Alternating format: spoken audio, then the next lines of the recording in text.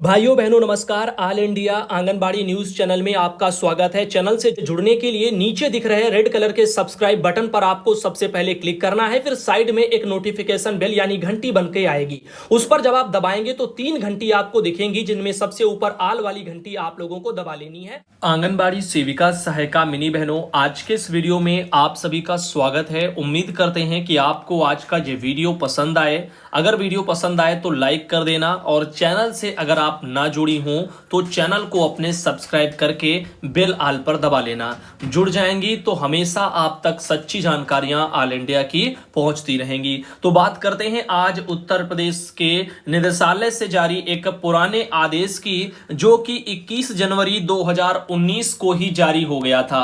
और इस आदेश की खास बात यह है कि जो भी शहरी क्षेत्र हैं, जो किराए के भवन आंगनबाड़ी के चल रहे हैं वहां, और जो भी ग्रामीण क्षेत्र में आंगनबाड़ी के भवन किराए पर चल रहे हैं, उन सब में किराया कितना कितना जो है ऊपर से प्रस्तावित है। और इससे पता चल जाएगा कि मौजूदा समय में क्या आप सब आंगनबाड़ी बहनों को, जिनका भी भवन किराए पर चल रहा है, क्या इतना पैसा मिलता भी है इन मानक के अनुसार या नहीं। तो आज का वीडियो जानकारी भरा। चलिए बढ़ते हैं इस वीडियो की तरफ। आपको बता दें कि जिला जो कार्यक्रम अधिकारी हैं सभी जिलों के, तो उन सबको उत्तर प्रदेश में निदेशालय से 21 जनवरी 2019 को ही एक ये लेटर भेज दिया गया था, जिसमें कहा गया था कि भारत सरकार महिला बाल विकास मंत्रालय नई दिल्ली के पत्र संख्या दे दी गई थी, जो कि 23/11/2017 के क्रम में शासन के पत्र संख्या जो कि 21/1/2019 की थी, जिसके द्वारा आंगनबाड़ी केंद्र जो भवन है उनके किराए में वृद्धि करते हुए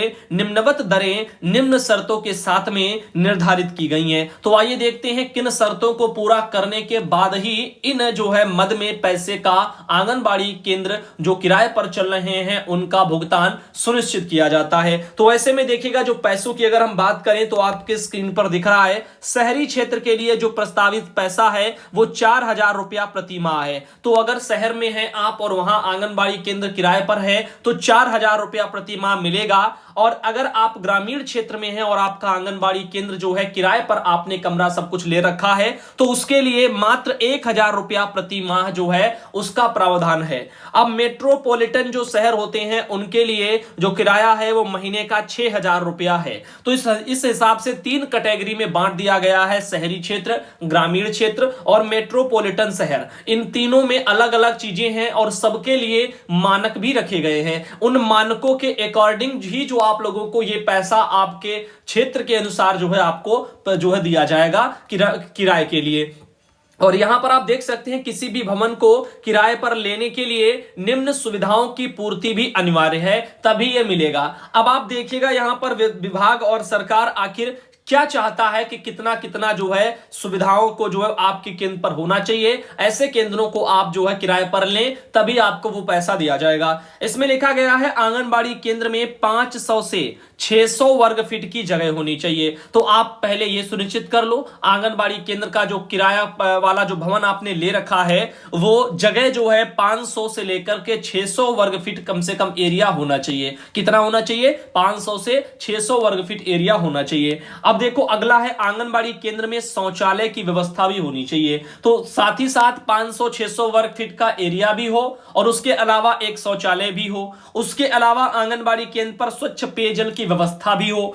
उसके अलावा विद्युत कनेक्शन हो और आपूर्ति की समुचित व्यवस्था भी होती हो। ठीक, उसके अलावा आंगनबाड़ी केंद्र पर सभी मूलभूत सुविधाएं जैसे कि साफ सफाई की समुचित व्यवस्था भी हो। अब बताओ, एक साथ जो है इतने 5 नियम थोप दिए गए हैं और इनको पूरा करो। उसके अकॉर्डिंग आपको ऊपर के जो ये पैसे हैं, शहरी क्षेत्र के लिए 4,000 प्रति माह, ग्रामीण क्षेत्र के लिए 1,000 प्रति माह और मेट्रोपॉलिटन शहरों के लिए 6,000 प्रति माह ये यहां पर रुपया रखा गया है। अगर हम आपको कड़वी सच्चाई बताएं तो मौजूदा समय में आप किसी शहर में चले जाओ और 500 से 600 वर्ग फीट एरिया का अगर आप एक केवल कमरा ढूंढेंगे, कोई भी मान लीजिए कोई भी सेंटर टाइप का चलाने के लिए, तो आपको आसानी से जो है कितने का मिलेगा? 12,000 के समथिंग आपको, या 15,000 भी लग सकता है। तो 15,000 रुपए में आपको मिलेगा 500-600 वर्ग फीट एरिया का एक कमरा। ये यहां पर कड़वा सत्य है, ये सत्य है। उसके अलावा शौचालय होना चाहिए वहां जरूरी, पेयजल की व्यवस्था होनी चाहिए जरूरी है, और उसके अलावा विद्युत का कनेक्शन भी होना चाहिए और उसकी आपूर्ति भी सुनिश्चित हो रही हो, समुचित उसकी व्यवस्था हो, साफ सफाई भी हो, बहुत कुछ यहां पर मानक में रख दिया गया। अकेले आप केंद्र ही देखें, केवल उसका एरिया ही देखें, वो भी आपको शहरी क्षेत्रों में 4,000 की कीमत में ये नहीं मिलेगा। उसके अलावा ग्रामीण क्षेत्रों में 1,000 रुपए में भी ये नहीं मिलेगा। क्या लगता है ग्रामीण क्षेत्र में कोई इतना सब कुछ जो है 500-600 अपना एरिया 1,000 रुपया प्रति माह के हिसाब से आपको दे देगा? कहां मिल जाएगा? मेट्रोपॉलिटन शहर में क्या 6,000 रुपया प्रति माह के हिसाब से गवर्नमेंट देगी तो क्या 500-600 वर्ग फीट एरिया का एक बड़ा सा हॉल टाइप का मिल जाएगा? और बाकी जो सुविधाएं वो सब भी होनी चाहिए, तो ये मानक तब पूरे होंगे। अब ऐसे में हर कोई जानता है मौजूदा समय में महंगाई को देखते हुए ये जो मानक मत दिए गए हैं वो बहुत ही पीछे हैं। तो ऐसे में इनमें बदलाव की जरूरत है। सरकार से, विभाग से यही कहना चाहेंगे इनमें बदलाव किया जाए और आज के जो है यहां पर बाजार रेट के अकॉर्डिंग जो है यहां पर ये मद जो है अब रखे जाएं, जो भी पैसा है वो बढ़ाया जाए, क्योंकि आज जो जितना एरिया चाह रही है विभाग उतने पैसों में मिलना असंभव है। ये मिल ही नहीं सकता। अगर आप 2,000 स्क्वायर फीट का एरिया देखें, ठीक, तो वो भी 30-30 हजार रुपए की कीमत का लगभग मिलता है। अब चलते हैं आगे और आपको इस बारे में थोड़ा और बताते हैं इसमें और क्या लिखा हुआ है। इन्होंने कहा है कि शासनादेश संख्या 25/11/2011 की, जिसमें निर्धारित किराए के अनुसार की दरों का निर्धारण किया जाएगा। उक्त प्रस्तर 1 में इंगित किराया अधिकतम अनुमन्य किराया है और जनपद में आंगनबाड़ी केंद्र भवन किराए पर लिए जाने के लिए जनपद के समस्त केंद्रों के लिए एक साथ विज्ञापन दिया जाएगा। इसको जिलाधिकारी, मुख्य विकास अधिकारी, तहसील विकास खंड और जिला कार्यक्रम अधिकारी और आपके बाल विकास परियोजना अधिकारी के कार्यालयों के नोटिस बोर्ड पर भी चस्पा किया जाएगा। जनपद में आंगनबाड़ी केंद्र के भवन किराए के निर्धारण के लिए एक कमेटी का गठन किया जाएगा, जिसमें जिला कार्यक्रम अधिकारी और जिला पूर्ति अधिकारी तथा संबंधित परियोजना के बाल विकास परियोजना अधिकारी ये वहां पर सदस्य रहेंगे। समिति की संस्तुति के उपरांत जिला कार्यक्रम अधिकारी द्वारा प्रस्ताव को जिलाधिकारी के अनुमोदन के लिए प्रस्तुत किया जाएगा, जिसके आधार पर आंगनबाड़ी केंद्र के किराए का निर्धारण फिर किया जाएगा। अब आप सोचो कौन चाहेगा कि अपना भवन वो भी इतने कम पैसों पर जो है रेंट पर उठाएगा।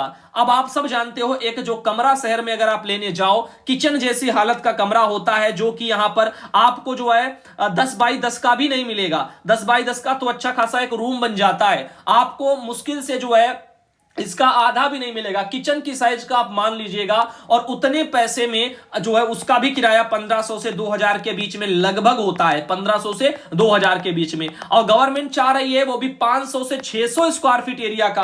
अब आप बताइए कितना ज्यादा है ये 500 से 600 स्क्वायर फीट एरिया। अब ऐसे तो जो है 4-4, 5-5 कमरे हो गए ढंग के, उतना बड़ा एक हॉल चाहिए और वो भी पैसे कितने? पैसे एक रूम की कीमत के जो है यहां पर विभाग देने के लिए कह रहा। पैसा एक रूम की कीमत का देंगे, लेकिन चाहिए इनको 5-5 रूम के बराबर एक हॉल, क्योंकि आप अगर 10x10 का एरिया देखेंगे तो जो है 100 स्क्वायर फीट जो हो आपका जो एरिया हो जाएगा। और इनको क्या चाहिए? इनको 500 से लेकर के लगभग 600 स्क्वायर फीट एरिया का लगभग जो है रूम हॉल इनको चाहिए जो है आंगनबाड़ी केंद्र, जिसके लिए मात्र ये 4,000 रुपया शहरी क्षेत्रों के लिए दे रहे हैं। और वही सुविधा ये जो है गांव में कितने पर चाह रहे हैं? गांव में ये चाह रहे हैं कि वो सुविधा मात्र 1,000 रुपए में इनको सब मिल जाए, उसमें शौचालय, पानी, बहुत कुछ जो है चाह रहे हैं। अब बताओ एरिया भी क्या मिल जाएगा इतने कम पैसों में। अब ऐसे आप समझ सकते हैं क्या विभाग सरकारी आदेशों में कैसे मानक आखिर रखे जाते हैं और समय आ चुका है इनमें बदलाव का। तो आप सब भी मांग उठाइए, ऑल इंडिया ने तो शुरुआत कर दी है कि इनमें बदलाव की जरूरत है।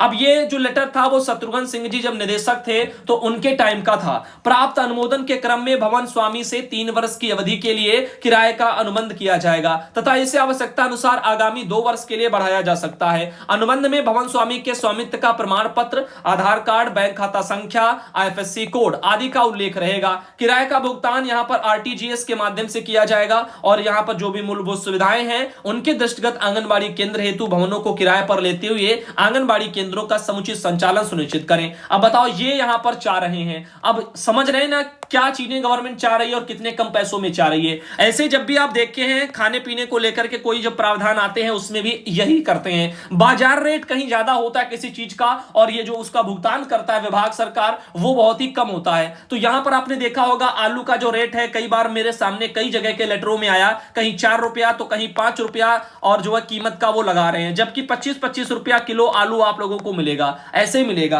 अब आप समझ लीजिएगा क्या कहां से फिर ये चीजें पूर्ति हो जाएंगी। तो इनके बारे में आपका क्या विचार है, अपने विचारों को आप ऑल इंडिया के कमेंट बॉक्स में जरूर साझा करना। ये जानकारी सुधा देवी बहन जो आती हैं हरदोई से, उनके द्वारा भेजी गई थी। मुझे लगा था कि इस पुराने मैटर पर एक बार चर्चा होनी अति आवश्यक है, क्योंकि जिन बहनों का केंद्र किराए पर चल रहा है, या तो उनको सरकारी भवनों में तब्दील करा दिया जाए ताकि बहनों के ऊपर से ये प्रेशर हट जाए। क्योंकि जो है होता क्या है, पैसा ऊपर से विभाग भेजता है, सब कुछ ले लेता है भवन स्वामियों का, लेकिन जो है भवन स्वामी खाली कराने के लिए कमरे आंगनबाड़ी कार्यकर्ता पर प्रेशर डालते हैं। और वो डालें भी तो क्यों ना डालें, क्योंकि जितने कम कीमत में वो वहां पर चीजों को चाह रही है विभाग, वो मिलना मुश्किल है, उससे ज्यादा उनको अलग से मिलेगा। तो हर कोई चाहेगा इसको हटाए, हम अपना अलग से किसी को दे दें। तो इस बारे में जो है आप लोग अपनी अपनी राय जरूर देना। इधर राधा कुमारी बहन आती है गोपालगंज से, और बिहार के गोपालगंज से हमारे पास एक ये लेटर पहुंचा है जो कि 18/8 को ये जारी हुआ था, अभी इसी महीने।